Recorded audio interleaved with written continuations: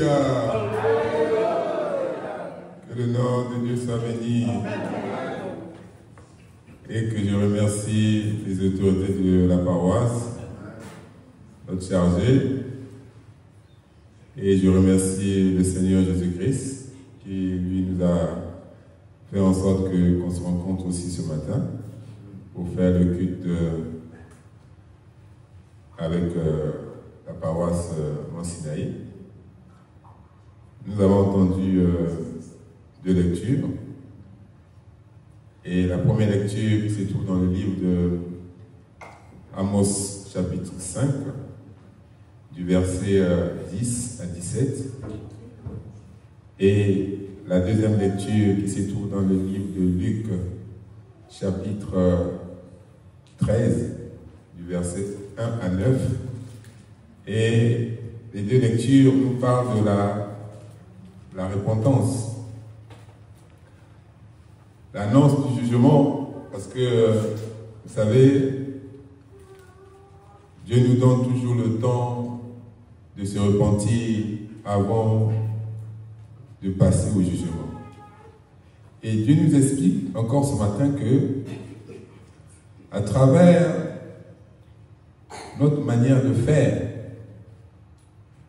mais il nous donne toujours des avertissements. Mais quand il te donne des avertissements, il va te parler. Une fois, deux fois, trois fois. Et après, il ne va plus te parler. Mais souvent, on ne se rend pas compte. Le prophète Amos, c'est un jeune frère qui paîtrait le troupeau dans sa famille. C'est un berger. Et à la grande surprise, les enfants d'Israël, ils sont encore fait ce que Dieu n'aimait pas. Parce que quand Dieu avait sorti les enfants d'Israël de l'Égypte, il leur a donné des lois et des préceptes.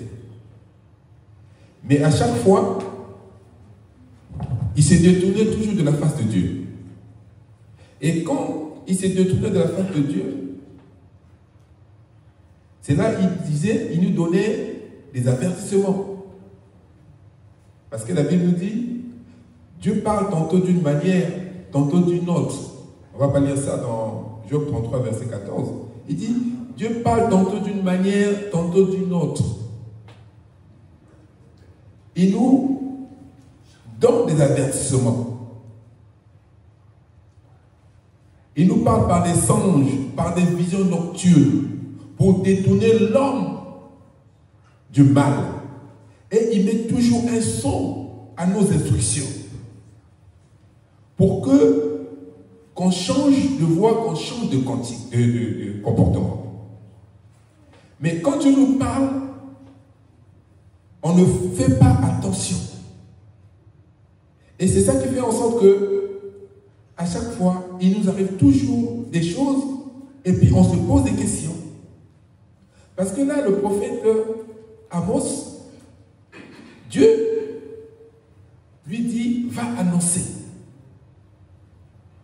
cette nouvelle aux enfants de la paroisse Mont-Sinaï. Va annoncer à l'église du Christianisme céleste. Va annoncer aux chrétiens. Mais, et quand il annonce les nouvelles, il y en a ceux qui prennent en compte. Il y en a ceux qui ne prennent pas en compte. C'est comme on a vu dans la deuxième lecture, qu'il y a le figuier qui était là. Et que le serviteur a dit, mais ce figuier-là, ça fait des moments. Il ne produit rien. Mais ça fait partie de notre vie. Parce que Dieu te donne tous les pouvoirs nécessaires. Mais il faut que tu ne produis rien. Tu n'apportes rien à la paroisse. Tu amènes toujours des querelles. Tu amènes toujours des tensions.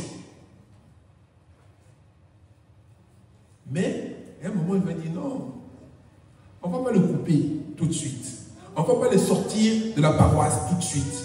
On va lui laisser encore le temps. On va lui donner 1 année, 2 ans, 3 ans. Peut-être qu'il va se repentir. Parce que la parole d'aujourd'hui, c'est la repentance. Peut-être qu'il va se repentir.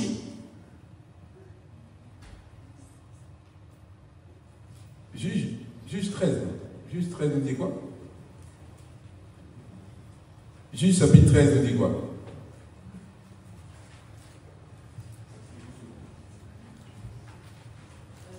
Je pense que tout le monde a sa Bible. On va passer, on n'a pas beaucoup de temps. Juge 13 à partir juste du premier verset. Les Israélites, les enfants d'Israël, firent encore ce qui déplaît à l'Éternel. Les enfants d'Israël firent encore ce qui déplaît à l'Éternel. Que Dieu te bénisse. Et Dieu leur livra quoi? Vas-y. Et l'Éternel les livra entre les mains des Philistins pendant 40 ans. Voyez? Que Dieu te bénisse, ma devancière. Il dit, les enfants d'Israël firent encore ce qui déplaît à l'Éternel. Les enfants de l'église qui s'anissent firent encore ce qui déplaît à l'Éternel. Les enfants, les chrétiens de ce monde actuellement, ils firent encore ce qui déplaît à l'Éternel. Et pourtant, ils ont vu que Dieu les a sortis avec sa main puissante. Pour le ramener, il a promis dans un endroit qui coule le lait et le miel. Mais quand il te promet, toi, au lieu de te comporter correctement, tu te comportes mal. Jérémie, Jérémie 7, à partir du premier verset. Jérémie 7. Tiens-toi à la porte de la maison de l'Éternel. Dieu envoie Jérémie pour annoncer aussi aux enfants d'Israël. Il nous parle encore ce matin. Hier, c'était les enfants d'Israël, mais aujourd'hui, il nous parle à nous. Oui. Tiens-toi à la porte de la maison de l'Éternel. Tiens-toi à la porte de la maison de l'Éternel. Et là, tu proclameras cette parole. Et tu proclameras ces paroles, oui. Tu diras. Oui. Écoutez la parole de l'Éternel. Ce que l'Éternel nous dit encore ce matin, on doit écouter cette parole, oui. Vous tous, oui. Judéens, oui. vous qui entrez par ces portes pour adorer l'Éternel. Oui. Voici ce que dit l'Éternel. Voici ce que dit l'Éternel. Oui. Le maître de l'univers, oui. le Dieu d'Israël. Corrigez votre conduite et votre manière d'agir. Dieu veut ce matin que nous conduisons notre conduite et notre manière c'est-à-dire que notre conduite et la manière d'agir. Vous savez, l'apôtre Paul, si vous lisez tous les livres de l'apôtre Paul, il nous parle de la bonne conduite. C'est-à-dire que lui, c'est-à-dire qu'en fait, si vous lisez les livres de l'apôtre Paul, en commençant par Romains jusqu'à Hébreux, vous allez voir qu'il nous parle beaucoup de la bonne conduite et de la manière d'agir. Et c'est cette bonne conduite qui manque aux chrétiens actuellement. On doit avoir une bonne conduite. Parce que c'est la bonne conduite qui amène les enfants vers le Seigneur. Parce que Amos voyait que les enfants d'Israël n'étaient pas justes. Ils avaient toujours des penchants. Ils se croquaient les autres. Quand ils avaient une bonne posture, lui, il voyait que comme c'est lui qui est à la tête, donc il jouait à tout le monde. Il menaçait. C'est-à-dire que quand tu te comportes mal, ou quand tu as des biens, il va venir te reprendre tes biens sans le savoir. C'est-à-dire que tu ne peux rien dire, parce que c'est lui le responsable. Or, ce n'est pas ce que Dieu nous demande. Dieu nous demande d'être juste. Comme la parole nous dit, tu jugeras ton peuple avec équité. Mais en ce temps-là, il n'y avait plus cette équité. Et c'est pour ça que Dieu a vu ils opprimaient les orphelins, ceux qui n'avaient pas des hommes à côté d'eux. Dieu, les hommes qui avaient le pouvoir, eux, ils étaient en train de les opprimer. Et c'est là où Dieu nous rappelle encore ce matin, à travers qu'on doit, quand Dieu nous donne un peuple, quand il nous donne des enfants, quand il nous donne quelque chose à faire, on doit prendre tout le monde au même niveau. Parce que souvent, on fait beaucoup de différences. Et quand on fait des différences des choses, ça ne fonctionne pas. On ne peut pas évoluer, on ne peut pas avancer. Et que Dieu, il est juste. Hein? Et mais comme il est juste, il va voir qu'il y a des choses qui vont arriver dans nos vies sans le savoir. Tu vas commencer à te poser des questions. Mais pourquoi ça m'arrive? Mais parce que tu as le pouvoir. On te dit de conduire la chorale. Mais toi, par rapport au pouvoir que tu as, tu veux être au-dessus de tout le monde. Non! Il y a un pouvoir qu'on t'a donné, mais oui, mais il faut savoir comment l'exercer. Et c'est ce que Dieu nous rappelle encore ce matin. Parce que dans la vie d'un homme, il y a des moments qu'on passe des moments difficiles. Mais quand ça vient de Dieu, quand ça vient des épreuves, ça c'est autre chose. Si tu peux prendre Jérémie 26, à partir du premier verset, on va essayer de comprendre un peu plus pour que ce que Dieu veut nous dire ce matin. Au début du règne de Joachim, fils de Josias, oui. sur Juda, oui. Cette parole fut adressée à Jérémie par l'Éternel. Voici ce que dit l'Éternel. Voici ce que dit l'Éternel, oui. Tiens-toi dans le parvis de la maison de l'Éternel. Vous voyez, là, Dieu parle aux chargés de se mettre devant le parvis.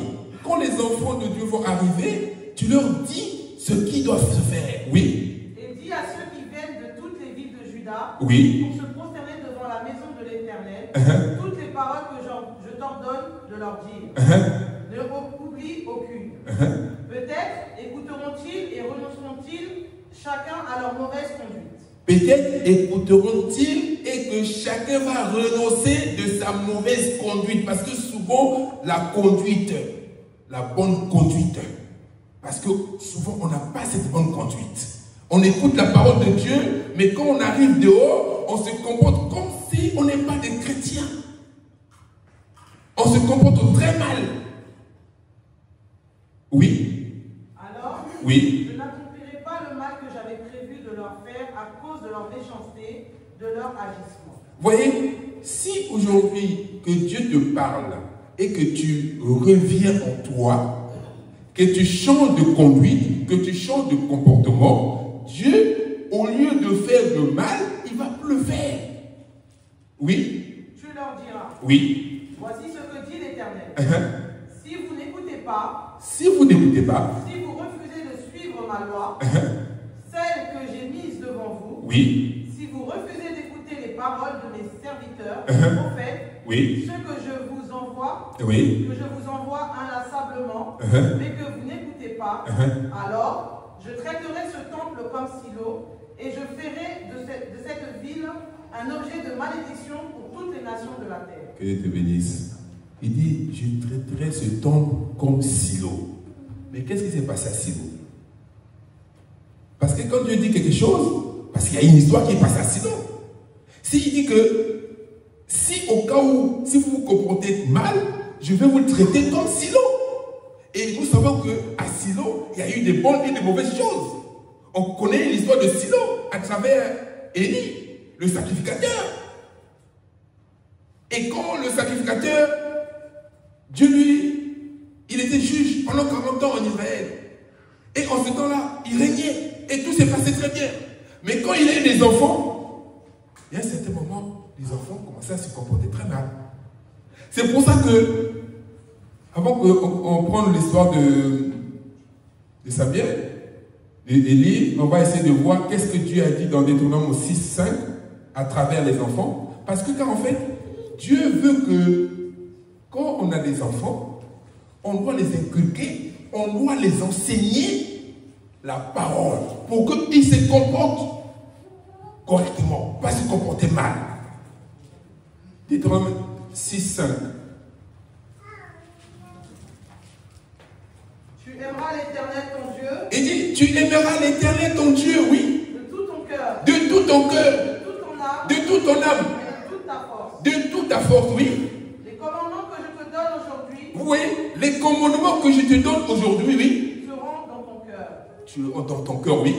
Tu les répéteras à tes enfants. Tu le répéteras à tes enfants. C'est-à-dire que ce que nous sommes en train de faire ici aujourd'hui, on doit les répéter à nos enfants. Oui. Tu en parleras quand tu seras quand tu arrives chez toi, il faut parler aux enfants. Il faut leur expliquer que le Dieu que nous prions, c'est lui, là où tous les dimanches on va à l'église, parce que lui, il nous a donné les lois et les préceptes. Mais on doit aussi te l'enseigner, parce que si tu ne t'enseignes pas, tu vas te conduire, tu vas te comporter mal. Or, nos enfants doivent grandir à travers la parole de l'Éternel. Oui. Quand tu seras en voyage, oui. Quand tu te coucheras et quand tu te lèveras, oui. Tu les attacheras à tes mains, oui. Comme un signe, et ils seront comme une mappe entre tes yeux. Que Dieu te bénisse. Maintenant, revenons par rapport à ce qui s'est passé à Silo. 1 Samuel, non? C'est 1 Samuel 1 ou 1 Samuel 2, à partir du verset 12. Parce que les enfants de Élie, eux, ils se comportaient très mal. Leur père avait le pouvoir. Mais comme ils ont vu que leur père avait le pouvoir, eux, ils voulaient, c'est-à-dire qu'ils faisaient des choses qui sont contraires à la loi de l'Éternel. Autant que on doit enseigner nos enfants. Mais ils n'étaient pas bien enseignés. Ils n'avaient pas la crainte de l'Éternel. Si quelqu'un a trouvé, 1 Samuel 2, verset 12. Si vous pouvez comprendre. Les fils d'Élie étaient des vauriens. Les fils d'Élie étaient des vauriens. Mais ils étaient à l'autel. Ils étaient, c'est-à-dire qu'en fait, quand les gens faisaient les actions de grâce, c'est eux qui étaient les premiers à prendre les actions de grâce, à mal se comporter. Oui. Qui ne connaissaient pas l'Éternel. Oui. Voici quelle était la manière d'agir de ces prêtres envers le peuple. Oui. Lorsque quelqu'un offrait un sacrifice, oui. Le serviteur du prêtre arrivait au moment où l'on faisait cuire la viande, tenant à la main une fourchette à 3 dents. Il piquait dans le récipient, oui. Dans le chaudron, dans la marmite ou tout le pot, et tout ce que la fourchette ramenait, le prêtre le prenait pour lui. Oui. Voilà comment il agissait vis-à-vis de tous les Israélites. Vous voyez comment il agissait vis-à-vis des enfants d'Israël? Oui. Qui venaient à Silo. Avant même qu'on ne fasse brûler la graisse, oui. Le serviteur du prêtre arrivait et disait à celui qui offrait le sacrifice, oui. Donne de la viande à rôtir pour le prêtre. Il n'acceptera de ta part aucune viande cuite, c'est de la viande crue qu'il veut. Si l'homme lui disait, quand on aura brûlé la graisse, tu prendras ce qui te plaira. Le serviteur répondait, non, donne-la maintenant, sinon, voilà le verset 27. De force. Voilà le verset 22. Le verset 22. Élie était très âgé. Vous voyez, Élie était très âgé, oui. Lorsqu'il apprit comment ses fils agissaient vis-à-vis du Lorsqu'il apprit que ses fils agissaient vis-à-vis du peuple, oui. Il apprit aussi qu'il couchait avec les femmes qui se rassemblaient à l'entrée de la tente de la rencontre. Vous voyez, c'est-à-dire que quand ton père a le pouvoir, toi tu agis selon les désirs de ton cœur. Parce que personne ne pouvait leur dire quelque chose de mal. Parce qu'ils savaient que c'est leur père qui était le chargé. C'est leur père qui était le président. C'est leur père qui était le ministre. C'est leur père qui était le patron de l'entreprise. Donc, c'est pour ça que Dieu nous dit toujours que les enfants, on doit les enseigner aussi. Oui. Il leur dit, oui. Pourquoi faites-vous de telles choses? Oui. En effet, oui. Tout le peuple me parle de vos mauvaises actions. Vous voyez, c'est-à-dire que il leur parlait, mais il n'était pas dur avec ses enfants. C'est-à-dire que depuis des années, il entendait que ses enfants se comportaient mal, mais à un moment, ça commençait à lui monter à la tête. Il vient quand même les voir pour leur dire que pourquoi vous vous comportez comme ça? Mais pendant qu'il leur dit, au lieu d'être ferme avec eux, ou bien de les enlever de là, mais il les laissait faire. Il a parlé. Continue. Non, mes enfants. Oui. Ce que j'entends dire n'est pas bon. Oui. Vous faites pécher le peuple de l'Éternel. Il dit, vous faites pécher le peuple. Parce qu'aujourd'hui, quand quelqu'un se comporte mal, quand le responsable se comporte mal, mais il va, les peuples, eux, ils voient. Ils vont se murmurer entre eux. Mais quand tu murmures contre le responsable, tu es en train de pécher contre Dieu. Tu ne pêches pas contre le responsable, mais tu pêches contre Dieu. Parce que Dieu nous interdit de parler mal de notre responsable. Mais lui, il nous pousse à parler mal. Oui. Si un homme pêche contre un autre homme, il dit, si un homme pêche contre un autre homme, oui. Dieu le jugera. Dieu le jugera. Mais s'il pêche contre l'Éternel, oui. qui pourra intercéder en personne.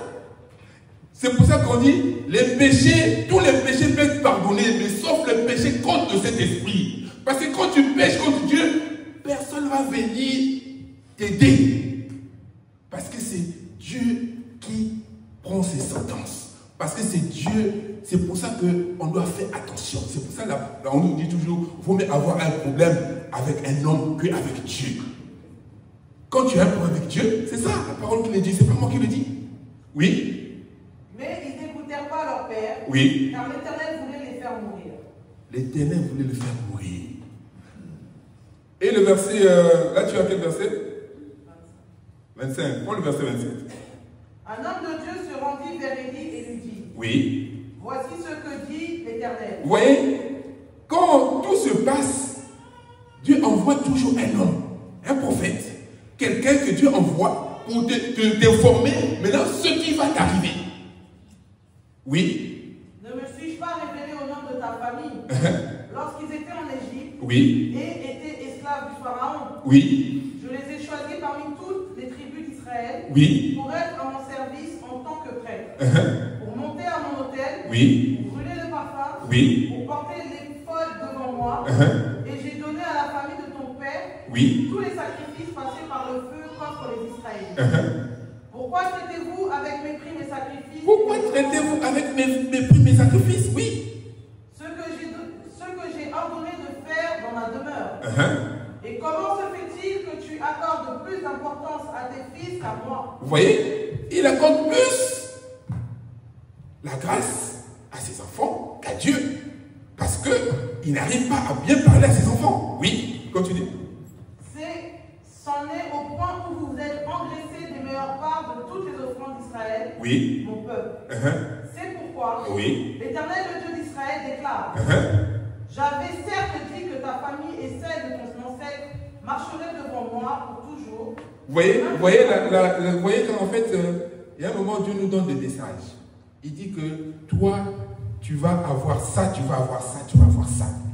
Mais toi, dans ta tête, il y a quelque chose qui fait le micro là, qui fait un peu la... faut éteindre le micro. Vous voyez que Dieu, il prophétise pour nous. Et Dieu nous envoie des messages. Et il y a certains moments, il te dit que je veux te bénir à perpétuité. Mais au lieu que toi, on te donne cette grâce, mais au lieu de prendre ça et faire du bien, tu te comportes mal parce que tu avais su que, parce que Dieu t'avait déjà promis qu'il va te bénir à perpétuité, et puis toi, tu commences à avoir la grosse tête. Et là, Dieu revient à travers son message qu'il avait donné hier. Il dit quoi? Je t'avais promis quoi? Je t'avais promis à tes...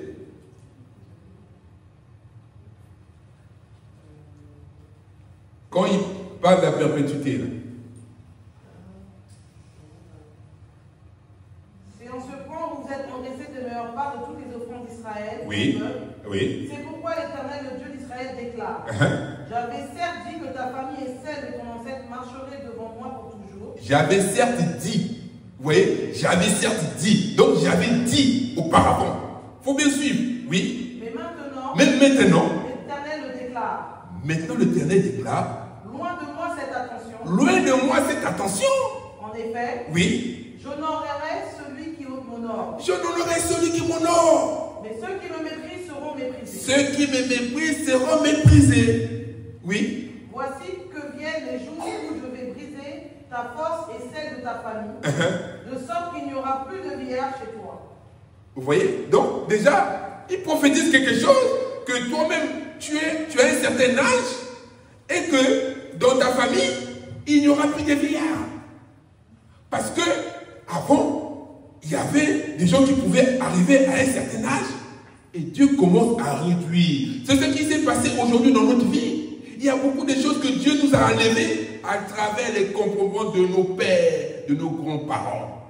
Continue, ma soeur, ma soeur. Tu verras l'adversaire dans ma demeure, oui. Tandis qu'Israël sera comblé de bien par l'Éternel, oui. Et il n'y aura plus jamais de vieillard dans ta famille. Je laisserai susciter l'un de tes tiens près de mon autel, afin d'épuiser tes yeux et d'attrister ton âme, mais tous les membres de ta famille mourront dans la force de l'âge.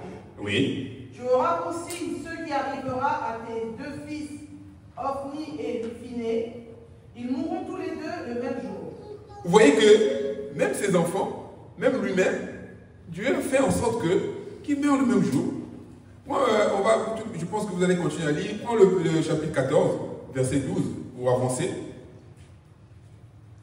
Verset 4, prends 4. Samuel 4.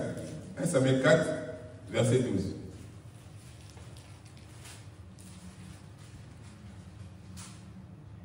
Un benjamite accourut du champ de bataille et vint à Silo le même jour.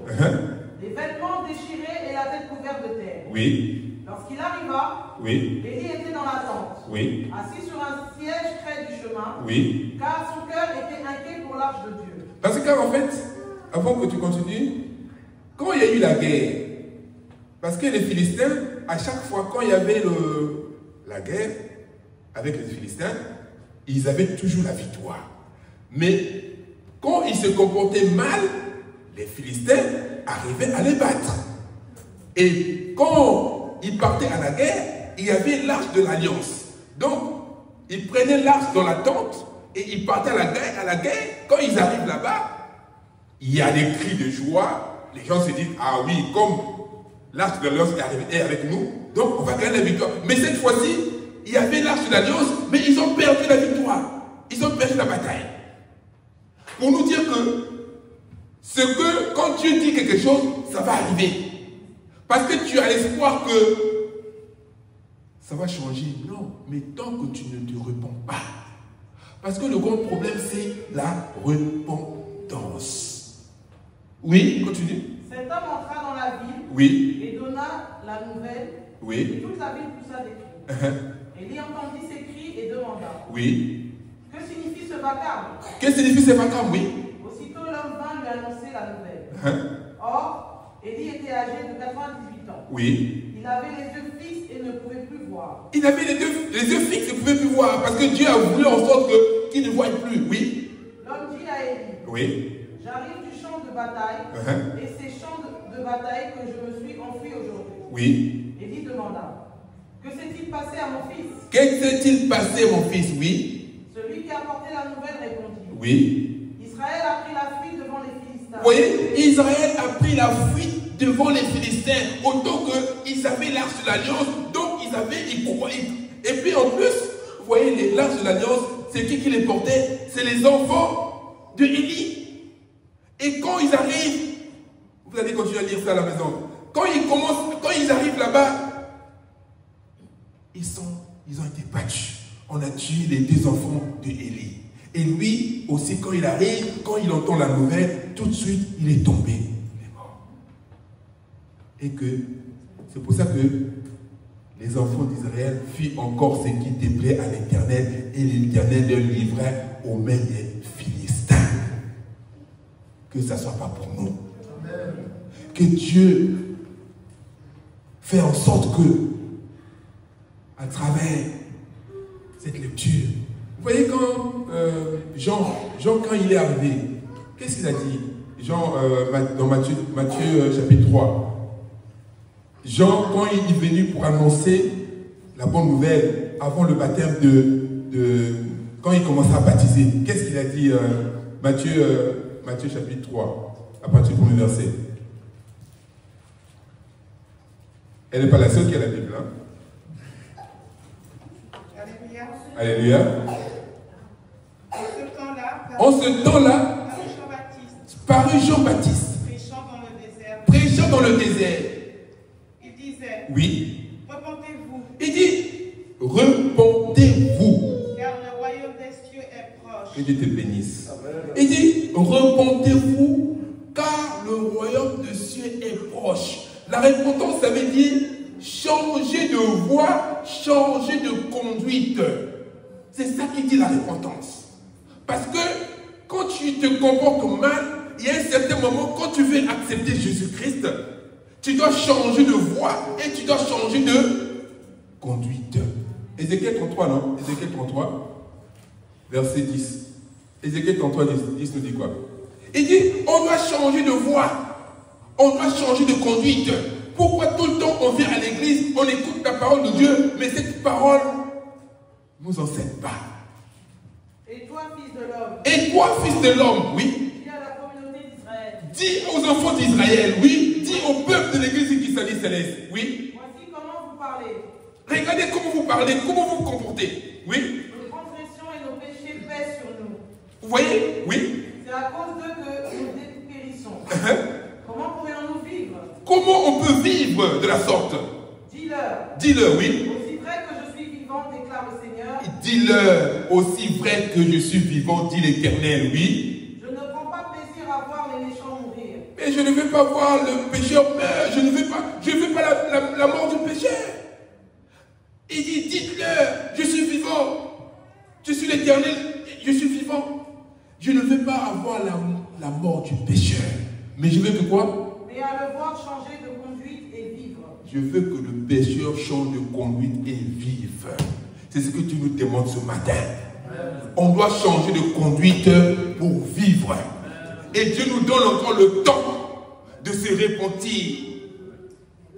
C'est ça qu'il a dit, comme j'ai dit dans la deuxième lecture, que le figuier, il dit que mais comment ça se fait que ce figuier-là, je suis passé, je suis revenu, l'année dernière j'étais là, mais il ne porte pas de fruits. Or, quand on est enfant de Dieu, on doit apporter du fruit. Quand on vient à l'église, on doit apporter quelque chose dans l'église. Chacun de nous a un don. Mais ces dons-là, est-ce que tu le mets au service des enfants de Dieu? Dieu t'a béni. Est-ce que tu le mets au service de l'église? Dieu t'a donné tout le pouvoir nécessaire. Mais on est là toujours en train de critiquer, en train de se lamenter. Dieu veut que nous revenons. Revenez vers l'Éternel. Il est content. Parce que Dieu nous donne toujours des avertissements. Et quand il t'avertit, c'est à toi. Prends garde à toi. Que ton cœur s'enfle d'orgueil. Et quand le cœur s'enfle d'orgueil, tu ne peux pas avancer. Que la paix de Dieu soit avec nous. Que quelques paroles qui sortent dans ma bouche nous édifient, nous communiquent une grâce. Et cette grâce nous ouvre les écrits du ciel. Au nom de Jésus. Amen. Amen. Amen. Lèvons-nous pour saluer la parole de Dieu.